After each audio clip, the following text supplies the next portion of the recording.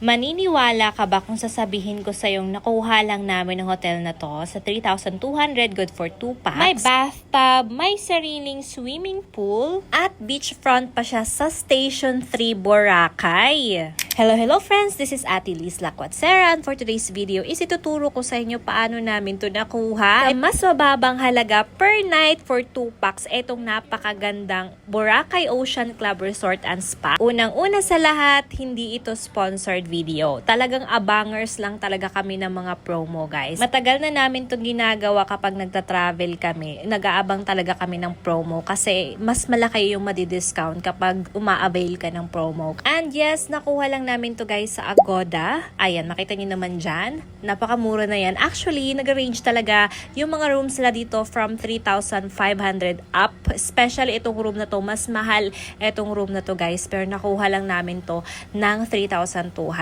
Yes, sa Agoda po kami nakabook neto. At sobrang sulit po siya. Kasi as you can see there, may pool na siya sa baba. Tapos harap lang niya yung beach. Then may kainan din na sobrang lapit lang. Ilang lakad lang. Then ayan, may K-kitchen na rin dito. Dito kami nagbe-breakfast kasi dito din yung complimentary breakfast nila. And then when you eat your meal, eto lang naman yung view nyo. Opo, ayan po yung free buffet breakfast nila. Sobrang sarap din ng mga foods nila dito guys. And ang maganda dito kasi kapag magla-lunch ka naman dito, may samyupsal din sila dito or pwede ka makapag-order din ng a la carte. So it's all up to you. So ayan yung mga food guys. Susulitan ako kasi ang healthy din ng ibang mga foods nila dito. So marami ka naman pagkapilian. Ayan po yung pool nila and may pa-bubbles din sila. Oo, may pa-bubbles po sila. O, diba? Ang saya-saya. So far, based sa aking experience na enjoy ko yung pag-stay ko dito kasi bukod sa masarap yung buffet breakfast nila dito is maaliwalas, hindi crowded. And bukod pa riyan is ang ganda rin ng view. Kita nyo naman dyan, diba? While eating, ayan yung view nyo. So far guys, nagustuhan ko rin talaga yung Station 3 kasi less crowded din siya. Same with Station 1. Yung downside nga lang dito guys is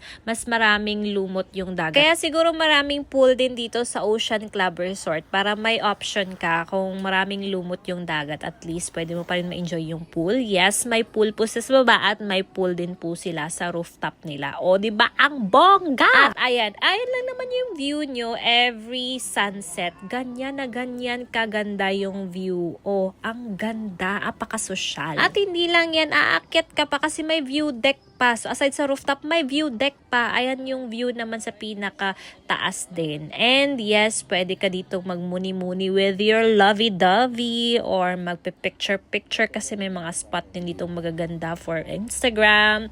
Ayan, ang ganda.